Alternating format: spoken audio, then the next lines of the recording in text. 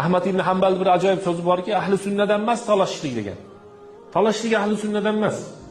Sunnat egasi talashmaydi birovlar. Chunki payg'ambarimiz sollallohu alayhi vasallam hadislarida deyaptilar, kimki haq bo'lib turib to'xtasa men jannatda o'rtasidan qasr beraman degan. Men to'g'rimi? Buna to'g'ri. To'g'ri bo'lsa to'xtab qo'ying. Payg'ambarimiz so'ziga ko'ra, men haqman desa to'xta degan, talashma.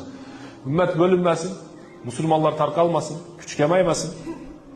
Chunki ilm o'qigan insonning qalbida birinchi taqvo paydo bo'lishi kerak. Xavf, qo'rquv paydo bo'lishi kerak. Allohga muhabbat. Tarix olimlarimiz aytgan, li yumariya bihil ulama va sufaha degan. Ahmoq bilan talashish maqsadida ilm olgan bo'lsa, o'zi ahmoq. Biz birovman talash uchun ilm olmaymiz-da. Bir narsani isbotlash uchun olmaymiz. Ilmning qoidasini bilaylik. Ilm men o'zim uchun olaman. Hozir aytayotgan masalaman birinchi o'zimga. So'ngra sizga. Siz ham ilmni o'zingiz uchun olasiz. Keyin uni bolangizga, yaqiningizga yetkazib ketasiz.